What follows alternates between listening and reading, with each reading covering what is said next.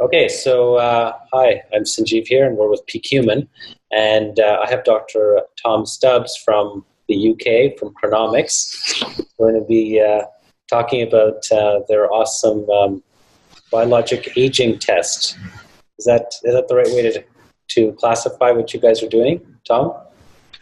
Yeah, thank you, Sanjeev, for having me on the show. And yeah, that's one way to describe it. So we do epigenetic testing to show people how environment, lifestyle is affecting their health, and in particular, looking at biological age. Mm-hmm. Okay, so maybe you could just tell me a little bit about the science behind what makes your test different than anything that's out there. Because that's when I did a little bit of a cursory search. I mean, I didn't really find anybody who's doing what you guys are doing and looking at aging. Yeah, absolutely. So we're all used to thinking of our DNA that we get from birth, that's fixed, that we get from our mother and our father. And this DNA is governing over us, determining whether we're going to have maybe blue eyes or curly hair or be at risk for certain genetic diseases. Yet there are many also people on the planet who share the exact same genetic material, so identical twins. Mm-hmm. But there are many instances where one twin may develop as breast and the other won't. And the question is kind of, how does this happen? Why does this happen? And the answer is epigenetics, which is the science of how your environment and your lifestyle affects how your DNA is controlled. And what's exciting about this information is that unlike genetics that's fixed from birth, right, epigenetics is dynamic. So it's changing over time and influenced constantly by lifestyle factors such as sleep and stress. Okay, so and we measure this. Jumping in there a little bit. So epigenetics is basically how the genes are expressed. Is that right? That gets influenced by our environment and what we do. Yeah, so epigenetics is what controls your DNA. So your DNA in every one of your cells, you have 6 billion letters of DNA. Right. 2 copies of all your 3 billion letters, and that DNA is very long. So in any one of your trillions of cells, you've got 2 meters of DNA, and epigenetics is responsible for the packaging and regulation of that DNA so that you can be like, in any one cell, okay, we want to switch on that gene, right, and that gene's tagged properly and able to be recognized by the cell and expressed. Right. So epigenetics is responsible for the control of expression. Okay.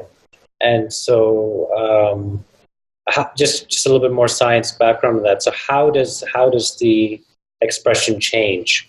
Like how does the genes turn off and on? What exactly is happening? Yeah, so no, great question. So, and it is a very complicated question, I guess, when it boils down to it. But at a very top level, you can think of your DNA as a piece of string. Yeah. And in the regions where that string is very open and accessible, yes, proteins can come in, bind to the string, and make RNA, so make genes express. Got it. In contrast to that, when that string is very tightly packaged, mm-hmm, it's very hard for proteins to come in and express the genes. And epigenetics is responsible for controlling whether bits of that DNA string in our cells is open, so active and able to be expressed, or closed and wrapped up and packaged and unable to be expressed. So whether the gene gets turned off or on is dependent on how open or closed this gene is. Exactly. Yeah. So we call DNA, when we're thinking about that, we call it chromatin. But yeah, that's exactly right. Okay. And then how does that relate to aging then? So are we saying aging, genes get more opened, or what exactly is happening? Yeah, great question. So with age, I think one important point to bear in mind for the listeners is that the actual regions of our genome that code for proteins is only a very small proportion. So it's only 5% of genes. Mm-hmm. And the other 95% is involved in regulating how those genes are expressed, and also functions that we are still yet to to work out. And when we look at epigenetic aging or biological age, as you said, so not just how old you are as a function of time, but also as a function of health, right, we see that actually regions in the genome change. So some regions that, in the case of, for instance, DNA methylation, which is one epigenetic mark, some regions gain methylation, and methylation is normally associated with repression of transcription, so gene silencing. right. And other regions lose methylation, which is more associated with gains in expression. So we find that there's both processes going on, but with age, it seems like any one cell becomes a bit more dysregulated, if you like, so a bit more messy. Got it.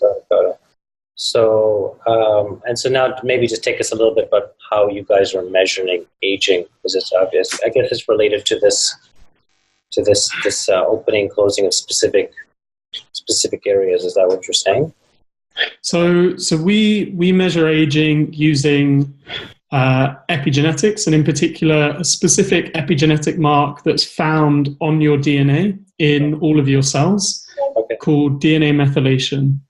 And this mark is the reason that we're able to exist as multicellular organisms. So where we can start from one cell and have all these wonderful different cell types that make us up as humans. And without this mark, we'd still be a single-celled blob, if you like. And what we do is we measure millions of these DNA methylation positions on the DNA. And using this information combined with machine learning, we're then able to determine a biological age for any one person who's taken our test. So these spots, these million spots that you're looking at, is that right? They're validated. Like you guys somehow figured out that these do correspond to aging. These areas with DNA methylation is happening, they are validated that they correspond to. Yeah, absolutely. So there's one thing that's really interesting, I think, which is that this aging phenomenon, right, in terms of epigenetics, from the research we and others have done, doesn't seem to be focused on specific bits of your DNA, but rather throughout your DNA, there are epigenetic changes that are associated with age and aging, and that's what we're able to measure.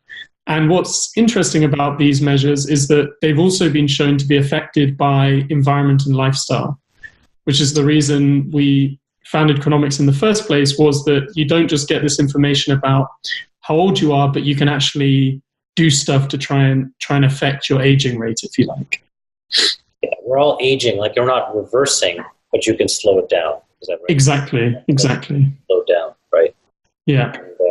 And then do we know that different people age at different rates? Like just generally, like is there any ethnic groups that tend to age differently, or is that apart from these environmental factors, is there like a genetic inbuilt like rates that people are different at? Like, some people, they just look great at 40 and some people look like super old at 40s, whether or not they hold smoked or not. Like, is there something innate within how fast we age, or is this only environmental?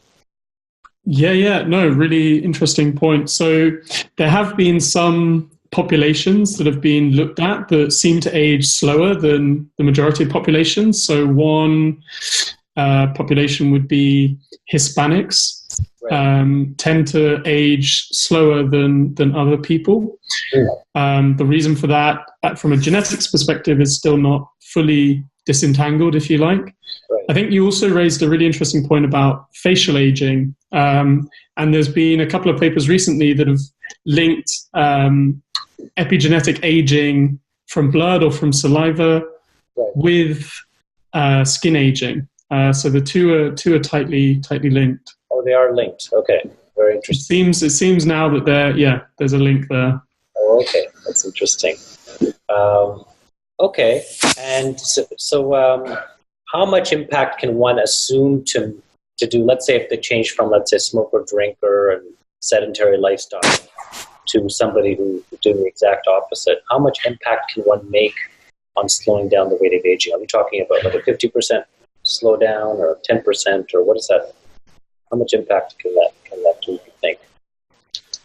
Yeah, I think that's an interesting question. It's really hard to pin down for any one individual because it really depends on where that individual's at today. And as you say, if you like, the severity of the changes they're making. So are they subtle changes, or how big are those changes? I think another important point to note is that we're talking a lot, I guess, about biological age. We also have indicators looking at, for instance, smoke exposure, which was something you just mentioned there. And there you see that, if you're somebody who smokes, or not even smokes, but is exposed to smoke through kind of social activities or whatever it might be, you will have a smoke exposure score. And actually, there have been a number of studies that have shown that within 3 months or even 6 months, you can already start to see that score improving if that environmental factor is changing. So you can look now using epigenetics at these specific chemical signatures, if you like, as well as this overarching aging paradigm that we're talking about. Okay, so interesting. So just tell us a little bit about how's the reaction been so far? People who are taking your test, and what type of benefits are they seeing, and what's the experience been like so far? Yeah, so I think from people who've been taking the test so far, there's been a real broad range of people. So we've had some people that are really into fitness and health coaching and those sorts of things. Mm-hmm.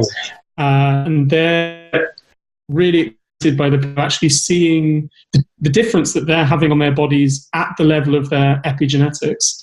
Mm-hmm. We also have, on the other end of the spectrum, some people that are perhaps have some chronic diseases already, and are interested in getting measures for, as you say, biological age and things of this nature to understand how best to alleviate potentially some of their symptoms or stop some flare-ups that they may have.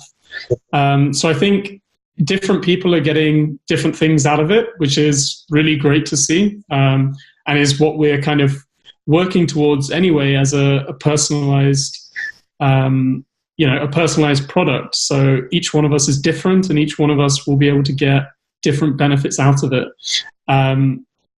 And I think we see that in terms of also the things that people are interested in changing in their behavior. Mm-hmm. So some people, as we spoke about before, are interested from the smoke exposure example in kind of being able to see what impact quitting smoking has had on their epigenetics or on their health. Other people are more interested in trying to optimize their diet, and so they're focused on trying to do things about that to improve their health. So I don't think there's a one-size-fits-all, but it's definitely interesting to see the different ways that people are working to improve their health.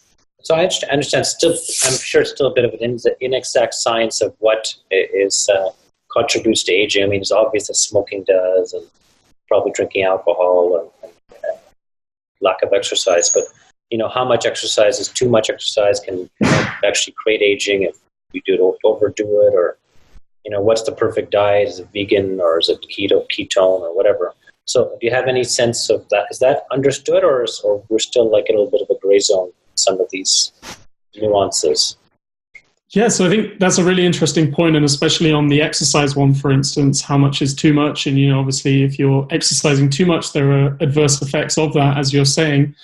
I think there's one thing that's really exciting from both the personalization front that comes with genomics and also with epigenetics that we're talking about today, is the idea that there isn't this one person with their idealized health status that we should be trying to optimize people to. But actually, everyone has their own optimized niche, if you like. Right. And I think that's where kind of, especially within environment and lifestyle interventions or changes, there's always, been this desire to try and get this one-size-fits-all solution, like we should all be vegan or we should all be, and that's just not the case. So I think there's huge potential. I think there's still a long way to go, but it is exciting to see, even at this point, the things that you can start to tease out as to what people should be working on or not. Awesome. And, over here, there is some testing that's done that for telomere length and the amount of short number of telomeres. How much does this correlate with that type of testing? And are these different things? With different value, or they're just different ways of looking at aging that correlate extremely well or not? Yeah, so telomeres are, I guess, a way that people have been measuring aging for a long time. And this originally started from the fact that if you take a cell in a dish and you divide it for long enough, eventually it will stop dividing, which is what we call the Hayflick limit. And I guess we found as scientists that this kind of limit seemed to be due to the shortening of the ends of your chromosomes, so your telomeres. And that cell culture phenomenon has now been expanded to now, okay, in an organismal context, so in humans, can we also use that as a measure of aging, replicative aging, if you like? So how much your cells are dividing. And I think it's important to say as well that that replicative aging correlation that you see for telomere length only applies in leukocytes, only applies in the blood. It's not in all tissues. So you couldn't do a telomere length measurement in saliva and find that was informative for age, for instance. Interesting. Okay. In contrast, if you take these epigenetic markers, this seems to be an intrinsic property of the cells. So, okay, with division, cells age, and you see that epigenetically as well. But actually, even if you take cells that rarely divide, you also find that they are aging. So, for instance, if you take brain cells, you also see that epigenetically, they are getting older. So this epigenetic phenomenon is both measured kind of extrinsically, so outside of a single cell, but also intrinsically within the cell, independent of replication. And what's also been shown is that this, as I guess alluded to with the brain stuff, is that this epigenetic predictor is accurate independent of tissue. So you can take samples from saliva or from liver or from blood or urine or brain, and you will get similar predictions for biological age. So, and in terms of, I guess, if you were to compare the two in terms of sort of correlations with age, in the case of epigenetic age, you're talking about correlations above 0.95, so very close to 1 being the kind of would be identical. Okay. And then I guess in the case of telomeres, you're talking more 0.6, 0.7 kind of correlation with age. So much more, this is a little bit more, has better correlation. Yeah, exactly. So there's a much tighter correlation with age from epigenetics.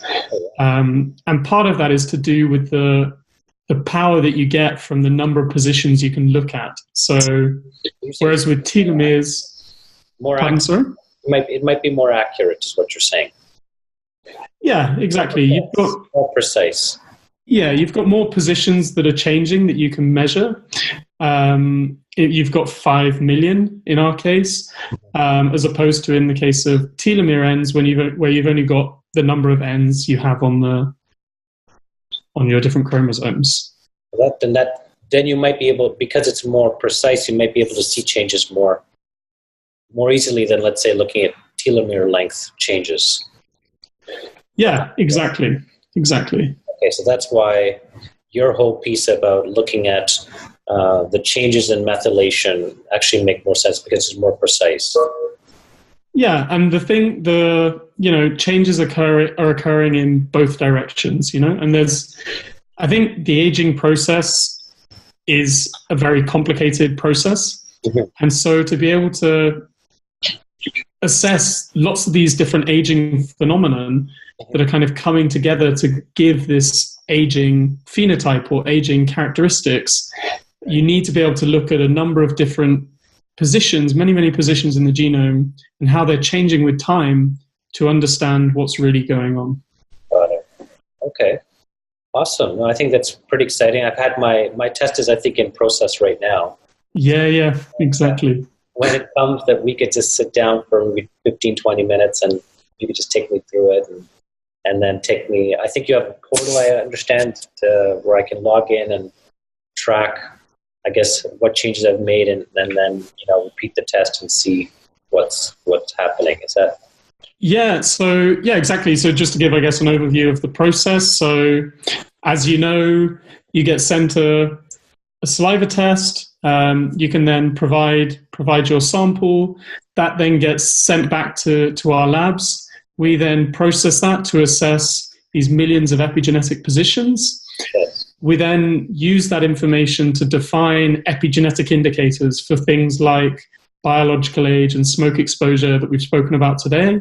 And those results and that information is then provided to you on your own online platform with lots of information to help you understand what those numbers mean and what you can do about working on reducing your epigenetic age score for the coming year.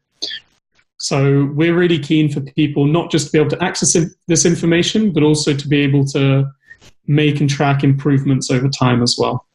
Okay. Well, I'm looking forward to it. What's the turnaround time approximately you do the test and you see the results?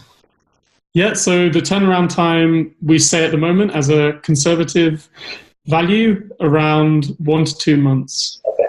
Awesome. Okay. Thank you so much for taking the time. And no worries. I'll chat to you as soon as I get the results, and hopefully we can sit down for a few more minutes. Yeah. Thank you for having me, Sanjeev. Okay. Take care. Bye-bye. Cheers. Bye.